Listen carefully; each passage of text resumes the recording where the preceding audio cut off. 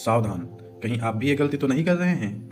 Dear parents, यदि आपके बच्चे एग्जाम देने जा रहे हों या बैठकर पढ़ाई कर रहे हों तो ध्यान से सुनिए, ये बात आपके लिए है।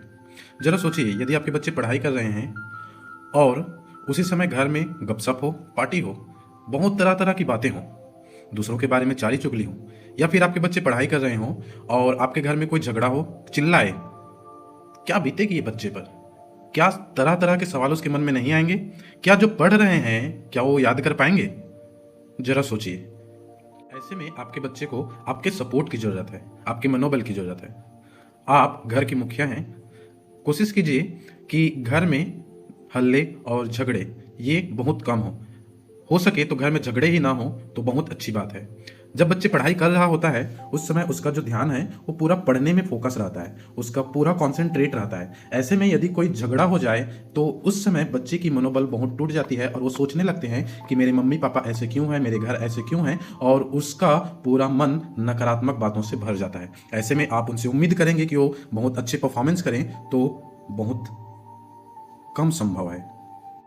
अगला चीज, हो सके तो घर में बहुत बड़ा सेलिब्रेशन करने से बचिए, जैसे कि बर्थडे पार्टी हो गया, सालगिरह हो गया, या फिर हो सके तो घर में दोस्त यार जो पाड़ा पड़ोस आते हैं उनकी गैदरिंग करने से, इकट्ठा होकर के गपशप मारने से बचिए।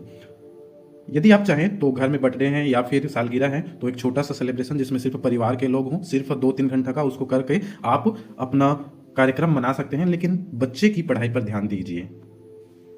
अगला काम आप कर सकते हैं कि बच्चे को दुविधा में मत रखिए। बहुत बार बच्चे को ऐसे डिसीजन लेना पड़ जाता है जिसमें उसमें दो में से एक को चुनना पड़ जाए। आप पेरेंट्स हैं, आप उनके पालक हैं, आप उनके इस चुनाव में उनका सुझाव कीजिए कि दोनों में से किसी एक को कैसे चुने। पेरेंट्स, सबसे मोस्ट इंपॉर्टेंट चीज है कि आप अपने बच्चे को डीमोटिवेट ना करें। बहुत बार ऐसे होता है कि हम बच्चे को बोलते रहते हैं कि तू ये नहीं कर सकता, तू ये नहीं कर सकता, बहुत दिन से तुम घूम रहे हो, ये कर रहे हो, वो कर रहे हो, और ऐसे में बच्चे पूरा नकारात्मक बातों से घिर जाता है और वो सोचने लगता है कि सच में मैं ये कर सकता हूं कि नहीं कर सकता हूं। पेरेंट्स, आपसे अनुरोध है कि आप बच्चे को डीमोटिवेट ना करें कि तुम ये नहीं कर सकते हो, वो नहीं कर सकते हो। आप कीजिए, उसको मोटिवेट कीजिए, आप इतना मार्क्स ला सकते हो, आप इतना अच्छा परफॉर्मेंस कर सकते हो, बच्चे का परफॉर्मेंस बढ़ जाएगा। और मोस्ट इंपॉर्टेंट चीज है कि आप बच्चे को ताना मत मारिए। बहुत बार देखा जाता है कि उनको ताना मारते हैं, अरे तू तो 2 घंटा पढ़ता है, अरे तू तो 3 घंटा पढ़ता है, दिन भर तो घूमते रहता है, क्या पढ़ेगा तू? और बहुत बार ये बोलते हैं कि बहुत बार तुमको बोला हूं सुबह 5 बजे उठा कर, लेकिन तू 10 बजे उठता है और रात तक 2-2 बजे जगता है। ऐसे ना करें, बच्चे को प्यार से समझाएं। यदि नहीं समझ रहे हैं तो हो सकता है बच्चे की देर रात तक जागने की आदत है और लेट रात तक पढ़ने की आदत है। ऐसे में बच्चे को सपोर्ट करें, उनका परफॉर्मेंस देखें। आप अपने बच्चे को टारगेट दीजिए कि इस टाइम तक, सुबह तक, दोपहर तक, या फिर इस समय तक आप इतना चैप्टर कंप्लीट कर लो, ताकि हो सके तो बच्चे उस टारगेट को पूरा करने में अपना जी जान लगा दे और उससे मोटिवेशन बच्चे को मिले। आप बच्चे को मोटिवेशन दीजिए, प्राइस दीजिए। आप उनके सामने में ये रखिए कि तू इतना परसेंट लाएगा। जैसे कि आप अपने बच्चे को बोल रहे हैं कि आप 70% ला रहे हो तो मैं आपके लिए अगले साल एक मोबाइल दिला दूंगा। यदि आप बच्चे को बोल रहे हो कि तुम इतना परसेंट ला रहे हो तो मैं आपके लिए ये कर दूंगा, आपके लिए नया ड्रेस ले लूंगा, वहां घूमने जाएंगे, ऐसे करेंगे, वैसे करेंगे। आप 90% ला रहे हो, पास हो जाओगे तो ऐसे कर देंगे। आप अपने बच्चे को जब ऐसे करेंगे तो आपका बच्चा मोटिवेट होगा और मोटिवेशन के कारण आपका बच्चा और ज्यादा पढ़ेगा और इससे उसका परफॉर्मेंस बढ़ेगा।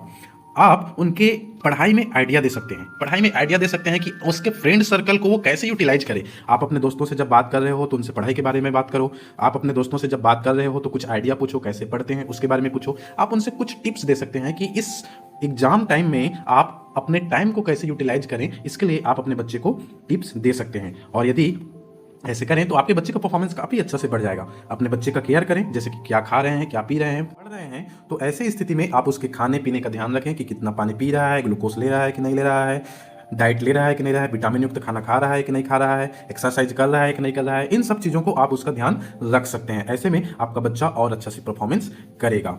सबसे इंपॉर्टेंट बात है कि आप चाहें तो अपने बच्चे को टारगेट दें और टारगेट देने के बाद में उनसे बोलें कि मेरे सामने में आप इस चैप्टर को बिना देखे लिखो, मेरे सामने में आप इतना को लिखो, मेरे सामने में इस टारगेट को आप पूरा करो और बिना देखे जैसे एग्जाम में लिखते हैं वैसे आप लिखो। ऐसे में होगा ये कि आपके बच्चे का परफॉर्मेंस बढ़ेगा और वो अच्छा से मार्क्स लाएगा और अच्छा से वो अपना सिलेबस को कंप्लीट कर पाएगा। और सबसे ज्यादा इंपॉर्टेंस है, आप अपने बच्चे को ज्यादा से अच्छे सिखा पाएंगे।